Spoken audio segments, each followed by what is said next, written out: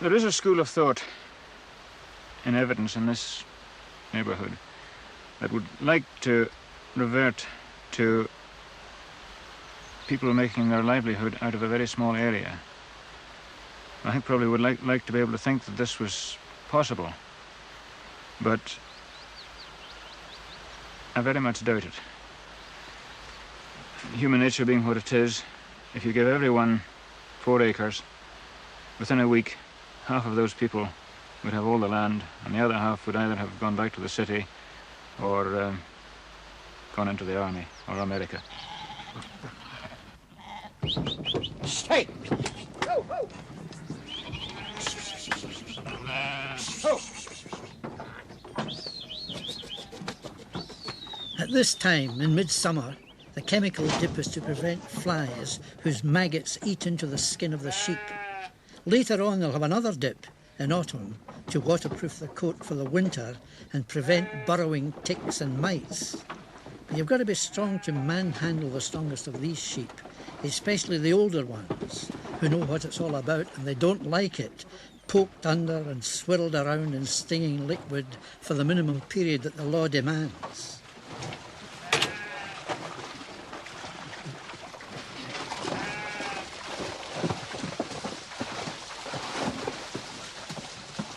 They know they're all right when they scamper out and dry off, ready for letting loose on the hill.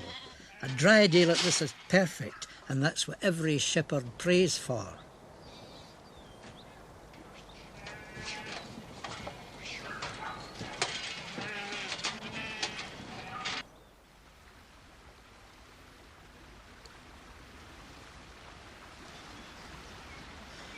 Mervyn's farm is called Milton because of 2 water mills that worked here, one on each side of the burn, one for grinding corn, the other for making potato flour. This one at Lawes operated until about 1950, but the wheel was turning machinery for making coffins. It stopped working when the craftsman himself died. A visiting blacksmith used to come too and shoe any horses that needed to be done. Mervyn Brown's wife was born in this croft on the slopes above Lawes Mill. From a distance you would think it was an ancient ruin, but in 1940 it was still being lived in, although not by Katie's family. It was normal for crofters to build their own houses, helped by neighbours who would gather the right kind of stones for the walls, for the chimney breast. The roofs were supported on timbers known as crucks, shaped from natural curves of timber. And these are really good examples of work done with the adze and well fixed into the stones.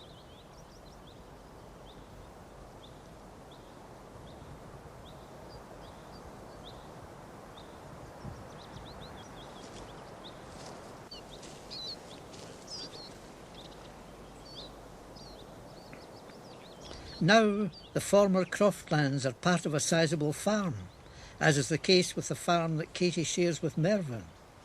What can she remember of the old days? I think there was 8 crofts from the roadside up to Upper Courtrun. It was rather a nice life.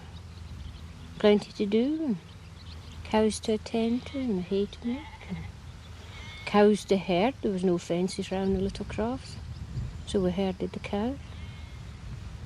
Took the cows to summer grazing high up in the hill every morning, and every night I had to go up there and gather them back in to be milked.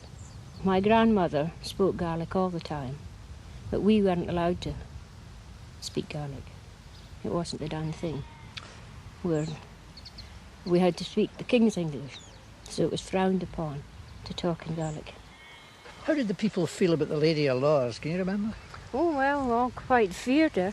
We wouldn't play in our tree or swing on it or go near the church in case we knocked off some stones. So I think all the Lawes people feared her. Still do. For the Campbells of Glenorchy, the Lady of Lawes had a great antipathy and delivered predictions about them which became known as the Curse of the Birdalmans. She forecast they would reach a height of glory, then decline to nothing. And they were at the height of glory when Queen Victoria, and Prince Albert were guests at Taymouth Castle in 1842. In 1681, the Lady of Lors had said the earldom would not descend beyond a grandson in one line. It happened in 1782 and again in 1922 to the next in line. They had expanded from a holding on this island to become the largest landowners in the Highlands, possessing 500,000 acres. This island had been a priory and a nunnery when they got it, with the lands at the port of Tay. Kenmore Bridge was built by monies raised from the revenues of Highland estates that had been forfeited from the clan chiefs for their part in the 1745 Jacobite Rising. The beautifully laid out village is situated where the River Tay emerges from the eastern end of Loch Tay. The hotel was founded by Sir Colin Campbell in 1572 and lies just outside Taymouth Castle gates, which face the kirk, so the dram and religion are comfortably close. The tradesmen who were given the tenancy of the houses in Kenmore Square got them rent-free on condition that they kept them tidy.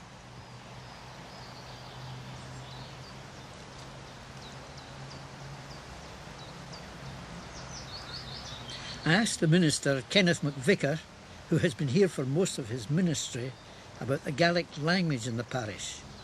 The Gaelic tradition here is very strong, and there's a very strong uncommon Gaelic branch within the parish.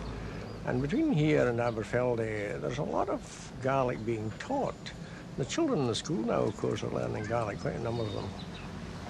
And about the time when that Beadle Bible was brought over from Ireland and put in your kirk and the one at Cullen and something like, I believe, another 10 other kirks, there was no official language of the people available in Gaelic.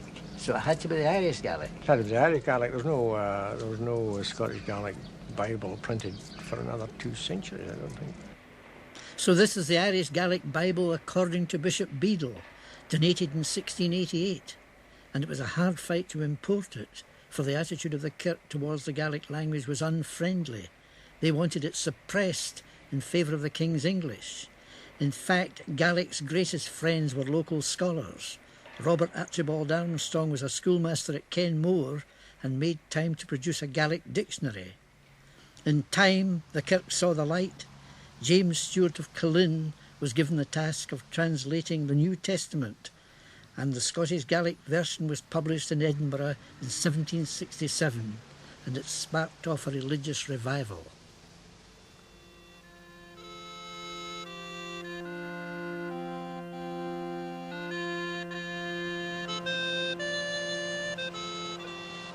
This was the pier for Lors when the railway came to Cullen at the west end of the loch and connected with a steamer service serving both sides. But the last Marquess would never travel in it because of an ominous prediction of the Lady of Lors that a ship driven by smoke will sink in Loch Tay with great loss of life. Well, steamship navigation didn't arrive until the 19th century, 160 years after that prophecy, which has not yet come true. The lady made another prediction that seemed improbable, that there would be a time when the homesteads in Loch Tay would be so far apart that a cock would not hear its neighbour crow. At that time, Loch Tay had such a density of crofters that 1,000 would arrive on their family boats to attend communion at Lors. This wee glen where Hamish McKinnon lives is a good example of changed times and the fall of crofting population. A drove road crosses south from it. Over the hill are peat banks where crofters cut their fuel. Everything a crofter could need is here. You're the last remaining crofter on Loch Tay side. Yes, the very last. Must be a bit lonely now, eh? It is lonely now, yes. Must have been a dozen crofts here at one time. And when one crofter went away, well, there's none come back in their place, like, you know, and they were just left to wreck and ruin, like. Because there wasn't really a living in it. But how they did years before that, I don't know. They must have had a hard struggle. Of course, a lot of them, it used to be